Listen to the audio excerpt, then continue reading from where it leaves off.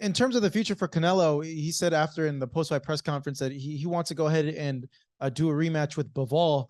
He was asked a question though about fighting David Benavidez, and he kind of got a bit annoyed. He said he has no problem fighting Benavidez, but that people are taking his words out of context, where he said he didn't want to fight a Mexican, that he has no problem fighting a Mexican, but because he represents Mexico, that's why he said what he said. Given that, how does David go and do against that version of Canelo we saw over the weekend? Well, I think that Canelo's in a position where it doesn't really matter, and he don't give a shit about what anybody says. Okay, and Canelo's in a position where he can fight a guy off the street, and he's going to make a lot of money. So, what people say really doesn't matter to him, in my opinion. What David needs to do, in my opinion, is just continue to stay busy. Just continue busy and be a shadow. Be a shadow instead of talking so much. And Jose, I love him. He's a good friend of mine.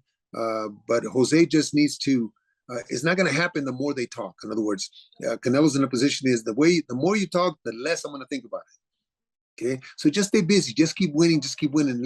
Let the natural part of it. He's only 32, Canelo, or 33, and the other kid's 25 or 26. So it's going to happen. 2-3 years down the road, it's going to happen. Quit pushing it. Quit pushing it. Just fight the guys that you're fighting, and eventually that fight's going to happen. But the more you push it, and that's why, I'm going to be honest, that's why the Canelo-Golovkin fight didn't happen earlier, because Golovkin's people just kept pushing. Golovkin kept talking. And Canelo's in a position where he can just, it's okay, just keep talking. What difference does it make? He's the one that's in charge. Same as Floyd. When Floyd was in his heyday, he was the one that was in charge. He dictated terms, and he dictated when and how. So I think that David just needs to stay busy and keep winning, and that fight will happen. It will happen. And it may be towards the later end of Canelo's career, but it will happen, because I don't think there's anybody up there other than Bivol and Beterbiev. But at 68, there's nobody up there that can touch Canelo except for Benavidez. Not Charlo? No. Why not, Abel? I just don't think he's busy enough. I think that as it was in the last fight and even the other Charlo, when it gets thick in there, they're not resilient, man. They're not. They don't come out and get it. They coast. They just try to get over the fight and just win. I'm not gonna say that they have no heart, because all fighters that climb to the ropes have a big heart. They got the biggest cojones anybody's ever. But just he doesn't. When it gets thick in there, he doesn't perform as well as he should. When he's got the upper hand, he's a killer. But in the fights that I've seen where it gets a little tough in there, he doesn't step up to the plate as he should, as he should as the champion that he is. You know, I feel David's kind of like on a similar like career path like Gennady, and I kind of see like in a lot of ways what you guys were trying to do with Gennady and pushing for that fight, they're trying to do as well, and I see a lot of similarities there.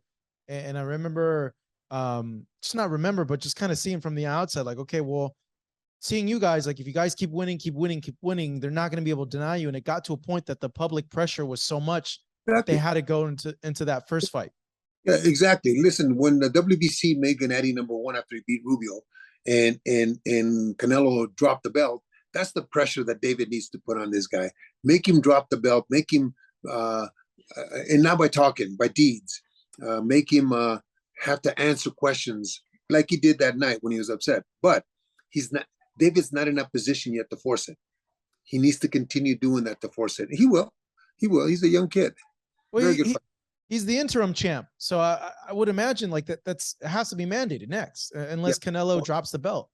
Yeah, the more he pushes it, just like what happened with Golovkin and Canelo. Canelo would just say, well, keep it. You know, I don't need it. He doesn't need it. Look, if he fought without a belt, if he fought for the ring belt, he's going to get the same kind of money. So what difference does it make? At this point, do you think David beats Canelo?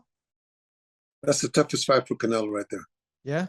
To me, I thought before he got beat by Bivol, I thought that, let me tell you, what I thought about Bivol was that he was a younger Gennady, only 15 pounds heavier. My only drawback to liking him a lot was the fact that all his fights were safety first. So Bernie and I were talking about a week before the fight. We always bet on the fights. We bet $1 on the fight. So we're talking about the fight, and I said to Bernie, I said, the only thing that would be difficult for Canelo is if Bivol comes out of his shell, if he doesn't fight a safety first fight. And from what I understand, that's exactly what he did. He attacked Canelo. He beat Canelo to the punch. He out muscled him, out powered him. So Bivol, in my opinion, went out of his comfort zone. So, but back then I used to say that Beterbiev, Golovkin, and Benavidez were the only three that I thought were a threat to Canelo. I think Benavidez is a threat. He's probably, now that Bivol's beat him at a higher weight, that's the only difference, is Benavidez is a legitimate threat, in my opinion. I saw a interview that Senior did on Boxing Scene, saying that he feels that David, based on how Canelo looked, would stop Canelo in, I believe, like 7 rounds. No. But David's gone into the 12th round with guys that are half Canelos. You know, think back of the guys. Yeah, they were undefeated, but they're half the fighters that Canelo is. That boy that he landed a great combination in the 12th round. What the heck was his name? He was a Romanian. Gavril. Yeah, Gavril. Yeah. Yeah. It took him 12 rounds to get him out of there, and that guy is nowhere near Canelo. So David would do well, may beat Canelo, but he's not going to stop Canelo. Just like nobody's going to stop Golovkin unless you hit him with a hammer or shoot him. Well, yeah, hey, a lot of people were picking Canelo to stop Gennady in this fight. They legit thought that he would get stopped. How ironic, okay? Before the fight, 2 weeks before the fight, everybody's talking, Golovkin's going to win, Canelo's got nothing, Golovkin's going to knock him out, Golovkin's going to do this. Now that Canelo really dominated him, he's fighting a 40-year-old man, so you can't win. I mean, you can't, as a fighter, you can't win. That's what I'm saying. Canelo's going to do what he has to do for Canelo. The same as Golovkin. Golovkin will go to 160 pounds and control the division. But David has a legitimate chance of beating him. Why? Because he can outbox him. He could do what Zurdo may do to Bivol too. He can outbox him like that from the outside because he's a bigger man, longer reach. David's got to be 6'3" or something like that. Great reach, great reflexes, good upper body movement. In fact, David was in my gym when he was about 16 years old and sparred with Golovkin back in 2010, maybe 2011. And of all the fighters that I've ever had in the gym sparring with Golovkin, I would say David's probably the best at 16 years old. Jeez, so, wow. Yeah, he was something. They didn't spar a lot. Golovkin took care of him, didn't abuse him, but just the talent, you could see the talent was just there. And Golovkin commented about it too. I mean, what a talented kid.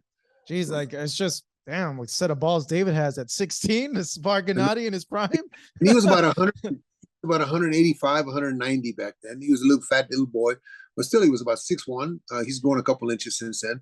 But yeah, no, David is a special talent. That's what I'm saying. His time will come. We're pushing it. His time will come. Thank you so much for watching this video, and make sure to subscribe for more videos of your favorite fighters over here on Fight Hub TV, and give us a follow online as well at Fight Hub TV on Twitter and on Instagram. We appreciate it, guys.